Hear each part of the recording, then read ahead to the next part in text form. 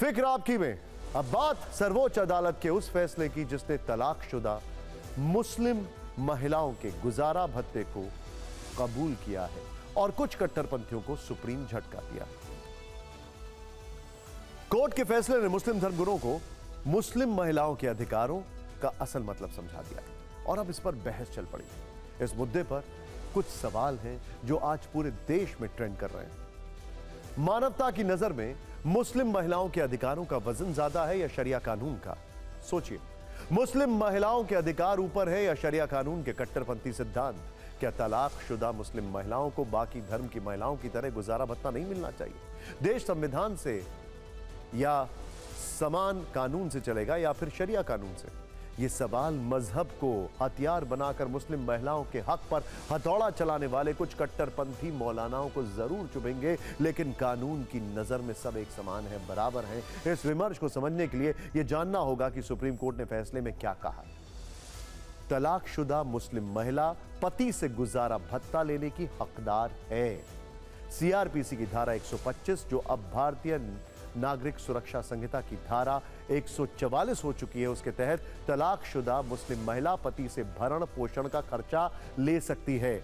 इसके लिए वो याचिका दायर कर सकती है। मुस्लिम महिलाओं को भी गुजारा भत्ता पाने का उतना ही अधिकार है जितना अन्य धर्म की महिलाओं को।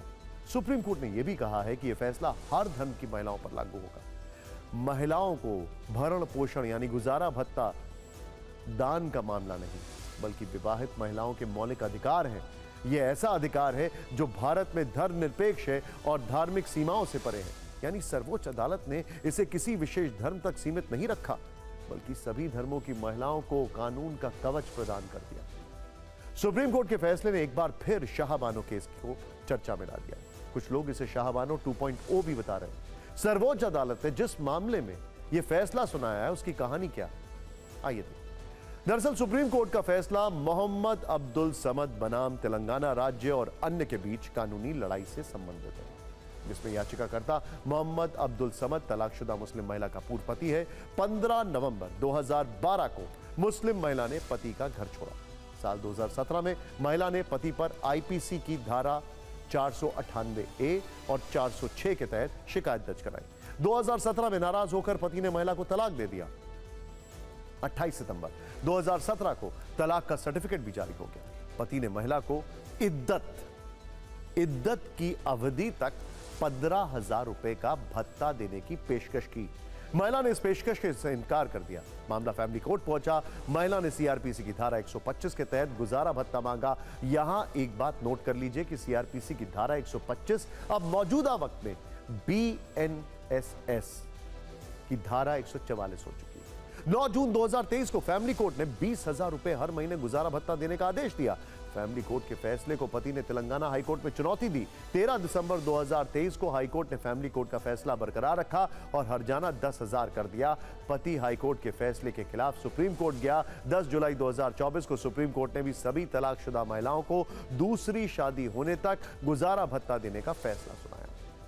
बुधवार को फैसले के दौरान सुप्रीम कोर्ट में जस्टिस बीबी नागरत्ना ने यहां तक कह दिया कि अब वक्त आ गया है कि भारतीय पुरुष पत्नी के त्याग को पहचाने, बैंक में उनके जॉइंट अकाउंट खोलें। सुप्रीम कोर्ट का यह फैसला मौलानाओं को तो चुभ रहा है, वहीं मुस्लिम महिलाएं इसका स्वागत कर रही हैं। बहुत ही बेहतरीन फैसला है मुसलमान महिलाओं के लिए, तो सबसे पहले मैं कहूँगी, क्योंकि उन लोगों के जो अधिकार हैं वो शरीयत के नाम पे छीने जाते हैं। जैसे गुजारा भत्ता है, वो कहते हैं कि इस औरत से हमारा रिश्ता नहीं है, हमारे साथ रह नहीं रही है, तो हम इसका गुजारा भत्ता क्यों देंगे। वैसे भी एक कॉमन लॉ होना चाहिए महिलाओं के लिए जो सबके लिए एक जैसा हो। सुप्रीम कोर्ट ने जो ये फैसला किया है, ये वाकई में हक का फैसला किया है, बहुत अच्छा किया है। इससे आने वाले टाइम में दूसरी शादी या तीसरी शादी करते हुए 10 बार सोचेंगे। बहुत ही अच्छी बात है। यहाँ पे बहुत सारी ऐसी बहनें हैं, ऐसे माएँ हैं जिनको मेंटेनेंस नहीं मिल रहा है, चाहे वो डाइवोर्स हो, चाहे डिस्प्यूट है उनके साथ चल रहा है। कई मर्द ऐसा सोचते हैं हमने इसको रखा है डिस्प्यूट पे, वहाँ से दूसरी शादी करते हैं तो उसको पूछते ही नहीं है। कोर्ट ने जो ये फैसला दिया है हम लोग के हक में दिया है, मुस्लिम औरतों के हक में दिया है। इससे हम लोग बहुत खुश हैं। एक तरह से उन औरतों के लिए पर भी हुआ जो जिनको 3 तलाक दे करके छोड़ देते। सुप्रीम कोर्ट ने अब्दुल की सारी दलीलों को खारिज कर दिया है और एक विस्तृत व्यापक फैसला दिया है। सुप्रीम कोर्ट ने इसे किसी विशेष धर्म का मसला न मानकर समान कानून के अधिकार के तहत इसकी व्याख्या की है। हालांकि सुप्रीम कोर्ट के फैसले से कुछ मुस्लिम संगठनों को दिक्कत हो रही है। All India Muslim law personal law board ने फैसले को मानने से इनकार कर दिया है। All India Muslim personal law board ने सुप्रीम कोर्ट के फैसले को शरिया कानून में दखल बताया। बोर्ड ने कहा है कि शरिया कानून का पालन करना उनका संवैधानिक अधिकार है।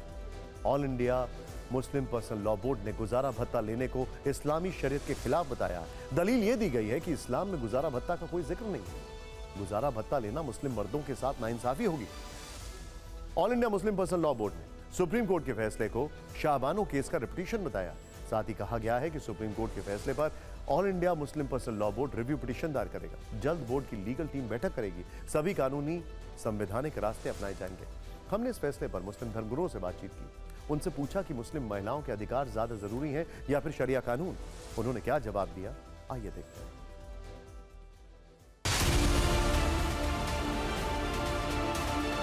ये जो जजमेंट है ये बेसिकली शाहबानो का रिपीटेशन है। राइट। देखिए, हमारा मानना ये है कि जहाँ तक मुसलमानों का ताल्लुक है, मुसलमान शरीयत कानून से गवर्न होता है। तो ये जो कानून है कि आप CRPC के तहत कहें कि एक औरत जिसको तलाक हो गई है, शरीयत ये कहती है कि उसको इद्दत की मुद्दत तक, इद्दत होती है 3 महीने 10 दिन, उस मुद्दत तक के ही नफ़ा मिल सकता है या मेंटेनेंस मिल सकता है, एलिमनी मिल सकती है। लेकिन ये कहना कि उसको लाइफ लॉन्ग मेंटेनेंस दिया जाए, ये शरीयत से कंट्रडिक्ट करता है। ये कि एक आदमी के साथ ज़िंदगी यानी रिश्ता ख़त्म हो गया, तो अब उस पर ये लायबिलिटी डालना कि वो ज़िंदगी भर उसकी गुजारा दे, ये कहाँ का इंसाफ है। शौहर से मेंटेनेंस लेना ये इस्लामिक शरिया के ख़िलाफ़ है। ये इस्लाम में ऐसा सिस्टम नहीं है। आपको बता दें कि आखिर आज से 39 साल पहले ऐसा क्या हुआ था जिसकी चर्चा आज हो रही है, जिसका उदाहरण आज दिया जा रहा है। आपको याद दिला दें कि शाहबानो एक 62 वर्ष की मुसलमान महिला थी जिनके 5 बच्चे थे। शाहबानो को 1978 में उनके पति ने तलाक दे दिया था। शाहबानो ने पति से गुजारा भत्ता लेने के लिए अदालत में अपील की। इसके बाद जब तक ये मामला सुप्रीम कोर्ट तक पहुंचा तब तक 7 साल बीत चुके थे। 1985 में इस मामले में सुप्रीम कोर्ट ने ऐतिहासिक फैसला सुनाया और शाहबानो के पति को गुजारा भत्ता देने का आदेश दिया। इस फैसले के बाद भारत के कई मुसलमानों ने विरोध किया। उस दौर में all India personal law board नाम की एक संस्था बनाई गई। पर्सनल लॉ बोर्ड के समर्थकों ने सभी प्रमुख शहरों में आंदोलन करने की धमकी दी। इसके बाद 1986 में राजीव गांधी की सरकार ने मुस्लिम महिला कानून के लिए एक कानून पास किया, जिसने शाहबानो मामले में उच्चतम न्यायालय के निर्णय को उलट दिया। आपको आज ये भी जानना चाहिए कि जो कानून 1986 में लाया गया था और आज जिस कानून के तहत सुप्रीम कोर्ट ने फैसला सुनाया, उन दोनों में फर्क क्या है। देखिए, मुस्लिम महिला कानून 1986 के तहत 90 दिन का गुजारा भत्ता दिया जाता है। BNSS धारा 144, जिसे आप CRPC की धारा 125 भी कह सकते हैं, इसके अनुसार दोबारा शादी होने तक गुजारा भत्ता देना होता है। इस मामले में सिर्फ धार्मिक चिंगारियां नहीं है, बल्कि राजनीतिक बयानबाजी भी जमकर हो रही है।